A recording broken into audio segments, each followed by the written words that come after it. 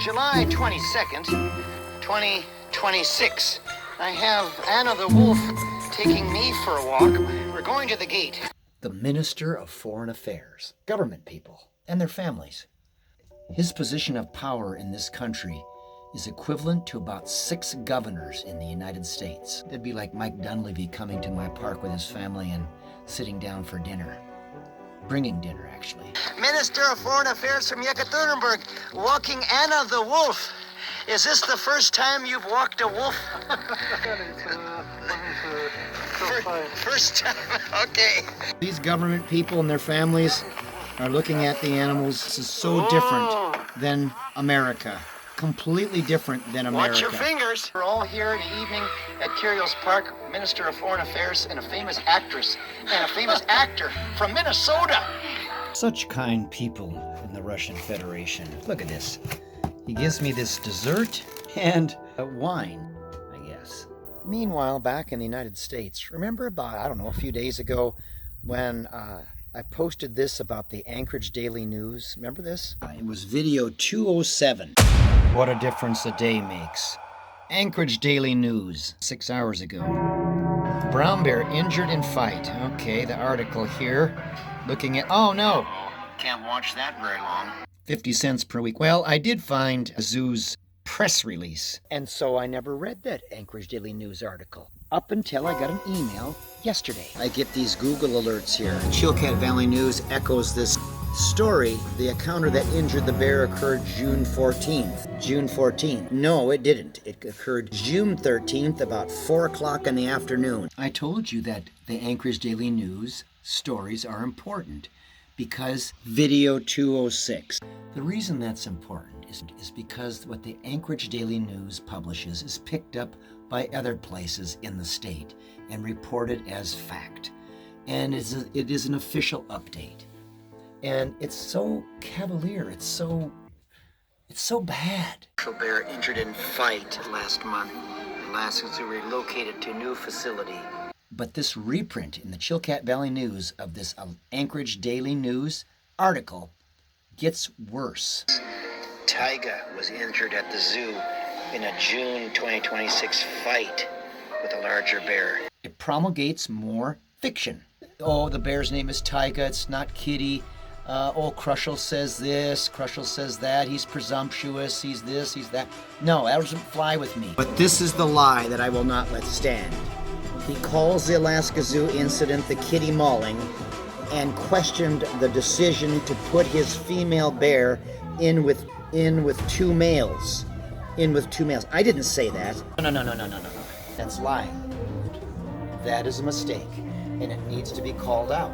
And I did. So the Anchorage Daily News takes this fake statement and adds this little jab. 2 bears currently at the zoo are Izzy and Oreo, a female. So I texted her, Dear Zaz, in a reprint of your article that you published, there is a statement that I stated both bears at the Anchorage Zoo were males. Please tell me which video or public statement you found that statement. Our interview. And I asked, did you record it? I have a hard time believing I said that unequivocally. Please send me that audio clip.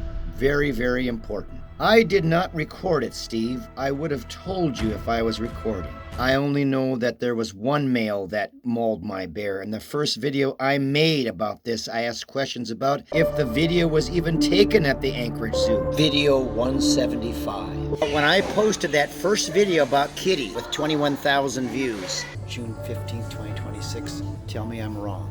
Tell me that isn't Kitty, that's on the bottom, and that isn't a male that's trying to breed her, but maybe killing her at the same time, with zoo staff not knowing one doggone thing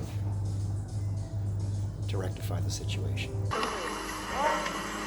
Further, the mauling occurred on the 13th, not the 14th, as the article states. Thanks, she writes. And I go, this statement that I said both of the zoo's grizzlies were males, and then fact-check to counter the alleged statement, suggests I shoot my mouth off without knowing the facts. I am an investigative journalist as well, and in this case, my arse is on the line and it matters. So now it comes down to who is telling the truth, and I appreciate it. you even bothering to respond. Thank you for doing so. Okay, that story has been updated with a correction on the date of the mauling, because she had that wrong, and the addition of a sentence saying you only knew the other bear was male. Exactly. Because I don't know. I don't assume anything. I don't presume anything. Thank you for those corrections. It is a highly sensitive, ongoing story. Understood, she writes.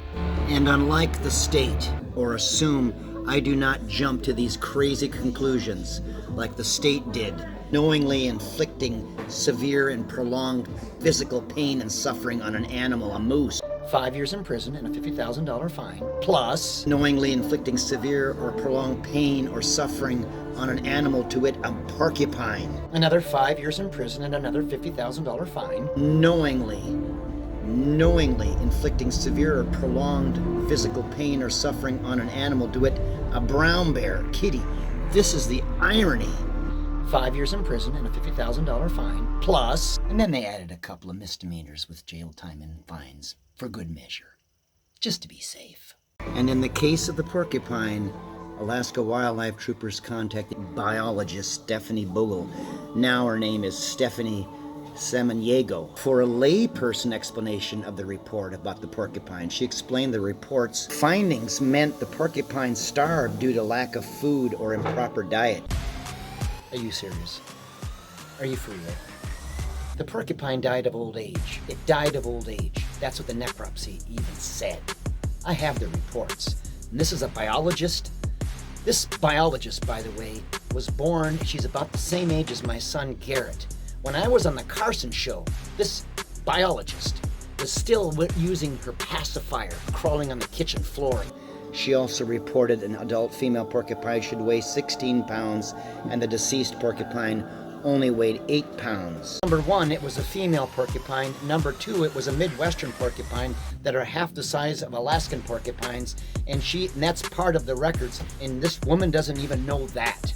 She's assuming all these things recklessly, knowing full well that whatever she writes is going to put me behind bars.